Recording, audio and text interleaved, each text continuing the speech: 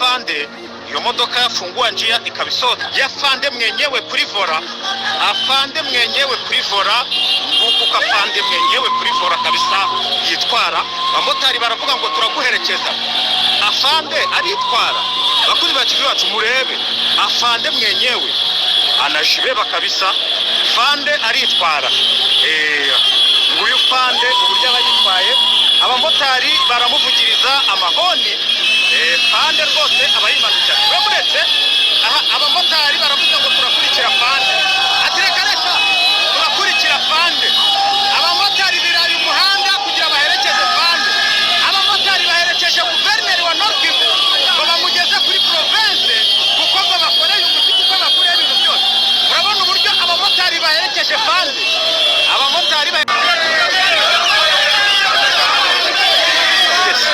abamotari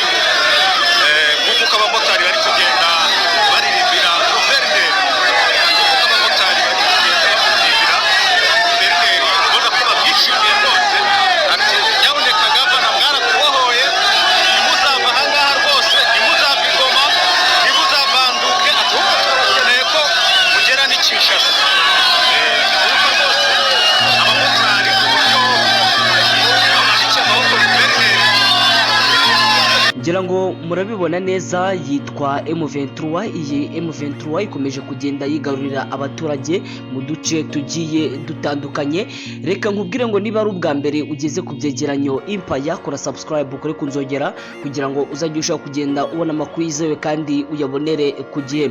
Munyemerere ngaruke ku makuru akomeje kugenda avugwa mu burasirazuba bwa Repubulika Demokarasi ya Kongo, by'umwihariko munyemerere duhere mu mujyi wa Goma, hanyuma yuko leta ya Kongo ndetse n'abahagarariye cyangwa se intumwa za M23 basinya amasezerano ahangaha idoha muri Katari. Ni amasezerano akubiyemo ko M23 igomba guhita imanika intwaro ikava mu bice byose yigaruriye bigasubira mu maboko ya guverinoma.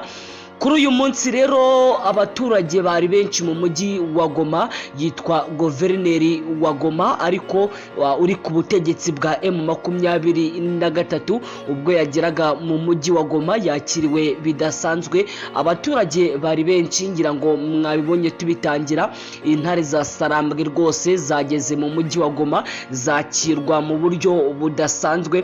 Abanyamakuru bari benshi, itangazamakuru ryari rihari, ubutegetsi bwa M23 nabwo bwari buhari, abasirikare, abanyapolitike muri AFC cyangwa se Alliance Fleuve Congo ndetse n'abandi bantu bagiye batandukanye bashyigikiye ubutegetsi bwa M23. Ni ikiganiro guverineri wa Goma cyangwa se uyu nguyu uyobora Goma yagiranye n'abamotari bakuru umwuga w'ikimotari ahangaha muri Goma. Cyari kibanze kurebera hamwe ibibazo bitandukanye abamotari bagira mu kazi kabo ka buri munsi cyangwa se umunsi ku munsi. Nibyo byagarutsweho, harebwe ibibazo bitandukanye abamotari bajya bagirira mu kazi k'ikimotari ahangaha mu mujyi wa Goma. Harimo ibyo ihohoterwa rigiye ritandukanye bajyaga bakorerwa n'igipolisi cy'ubutegetsi bwa Felix Antoine Tshisekedi.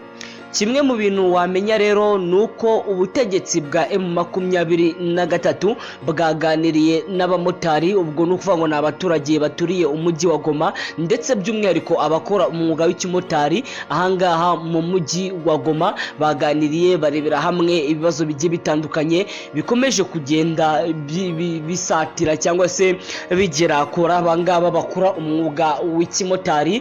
Uyu nguyu guverineri uri ku butegetsi bwa Goma washyizweho n'umutwe M23 ndetse we dore ko mwirahira ryabereye Goma, nirahira ryari ririmo abantu benshi cyane, stade yari yakubise yuzuye, dore ko mwirirahira uyu guverineri ashyirwaho yahise arahirira ko azafasha abaturage baturiye umujyi wa Goma kubaho ubuzima bwiza bitandukanye n'ubuzima babagaho ubwo uyu mujyi wari ufitwe n'igisirikare cya FARDC ndetse n'ubutegetsi bwa Kinshasa. Ubwo ni ukuvuga ngo ni guverinoma y'ubutegetsi bwa Felix Antoine Tshisekedi.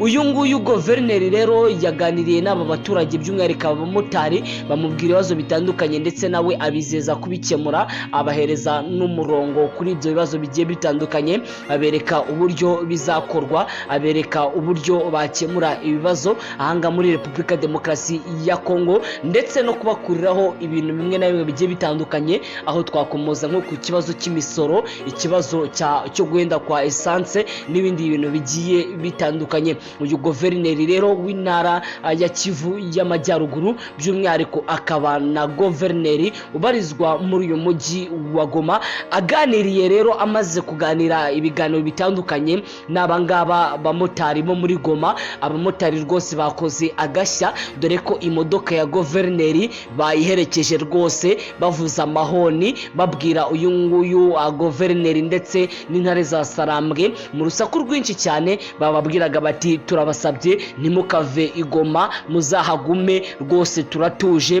turatekanye, turi mu gihugu cyacu, dufite amahoro n'umutekano. Icyo tubasaba ni kimwe, mushyiremo imbaraga rwose mugere i Kinshasa. Aya ni amagambo akomeye cyane abangaba rwose aba bamotari bagendaga babwira uyu guverineri ndetse n'abasirikare ba M23, babasaba ko mu by'ukuri batakwemera kuba bamanika intwaro cyangwa se kuba barambika intwaro hasi nk'uko guverinoma ya Tshisekedi ibyifuza, ahubwo barababwira ati mushyiremo imbaraga, natwe turabashyigikiye, turashaka ko mugera Kinshasa mugakuraho ubutegetsi bwa Tshisekedi, ahubwo ubutegetsi bwa M23 cyangwa se ubutegetsi bwa AFC M23 akaba ari bwo bukomeza kuyobora igihugu cyacu cya Repubulika Demokarasi ya Kongo.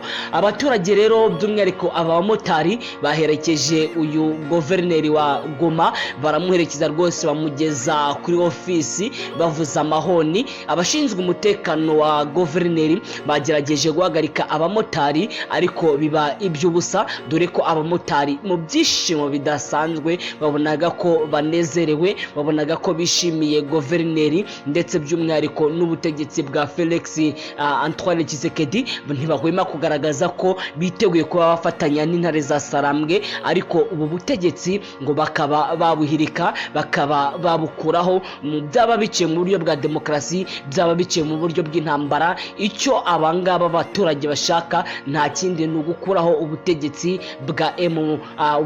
bwa Felix Antoine Tshisekedi, ahubwo bakimika ubutegetsi bwa M23 cyangwa se Alliance Fleuve Congo. Inshuti bakunzi ba Ibyegeranyo Empire, reka mbashimire mwe tubana umunsi ku munsi. Reka nkubwire ngo niba utarakora subscribe, kora subscribe, ukore kunzogera kugira ngo uzajye kugenda ubona amakuru yizewe kandi uyabonere ku gihe. Ndagushimiye cyane.